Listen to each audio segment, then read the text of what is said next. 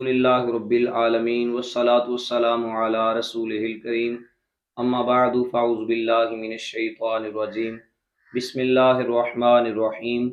وَإِذْ نَجَّيْنَاكُمْ مِنْ آلِ فِرْعَوْنَ يَسُومُونَكُمْ سُوءَ الْعَذَابِ يُذَبِّحُونَ أَبْنَاءَكُمْ وَيَسْتَحْيُونَ نِسَاءَكُمْ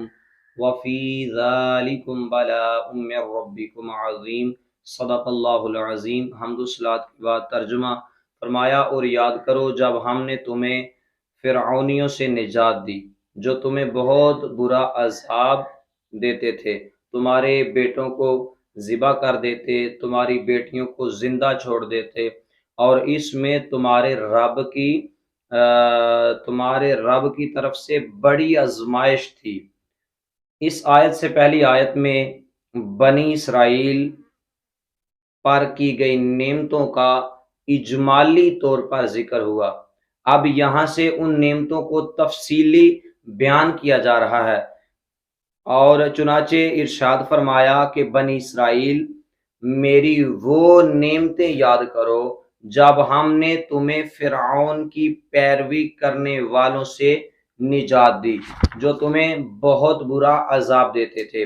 فرعون نے بنی اسرائیل پر نہایت بے دردی سے محنت و مشقت کے کام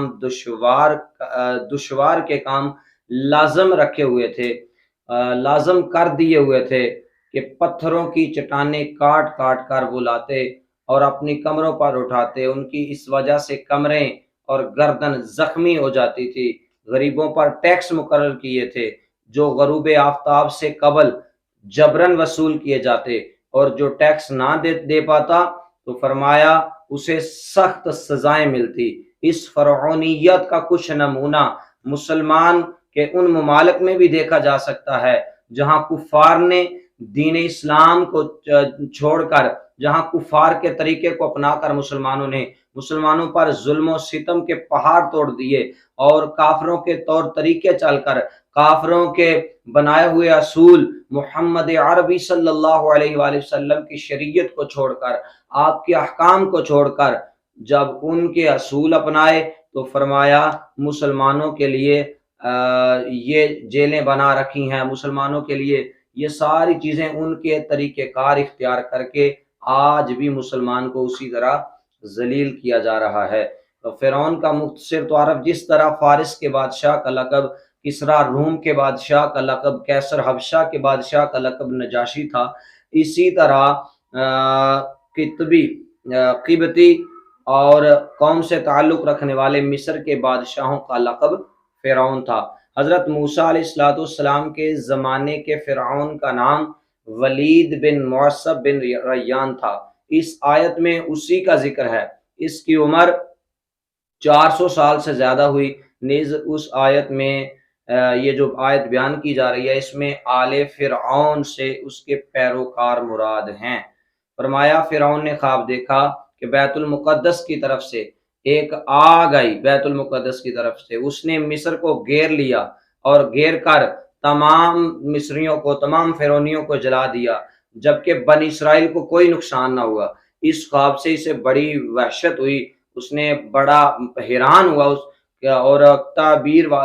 صاحب تعبیر کو بلایا، ان سے پوچھا کہ اس کی تعبیر بتاؤ، یہ خواب کی تعبیر کیا ہے؟ انہوں نے کہا کہ اسی سلطنت سے ایک لڑکا پیدا ہوگا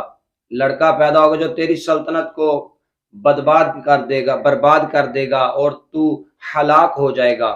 یہ جب فرعون نے سنا، فرعون نے حکم نامہ جاری کر دیا کہ جس کا گھر میں کوئی بچہ پیدا ہوتا ہے اسے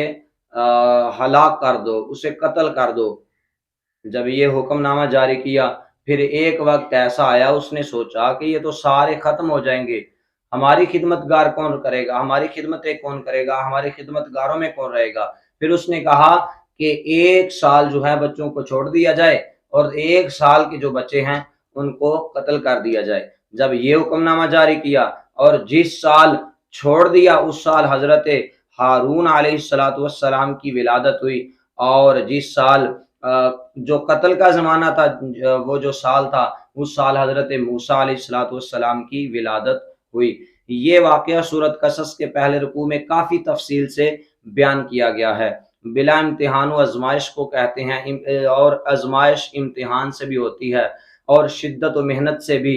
نعمت سے بندے کی شکر گزاری اور محنت و مشقت سے اس کے صبر کا حال ظاہر ہوتا ہے۔ اس آیت میں اگر ذالکم کا اشارہ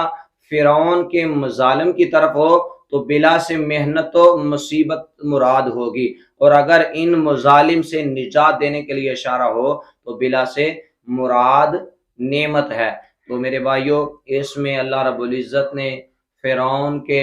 ان حالات کا تذکرہ کیا جو اس نے حکم نامے جاری کیے، اور جو فرعونی بنی اسرائیل کو اذیتیں، طرح طرح کی تکلیفیں دیتے تھے، ان سے جبراً ٹیکس وصول کرتے، اور انہیں ایسے ایسے دشوار کام ان پہ لازم کر رکھے تھے کہ وہ نہیں کر سکتے تھے۔ اللہ تعالیٰ نے اس سارے کا سارا تذکرہ قرآن مجید میں بیان فرمایا۔ یہ جو آیت ہم نے آج تلاوت کی ہے، اللہ تعالیٰ کی بارگاہ میں دعا ہے کہ خالق کائنات کی ذات ہم سب کو سمجھ کر عمل کی توفیق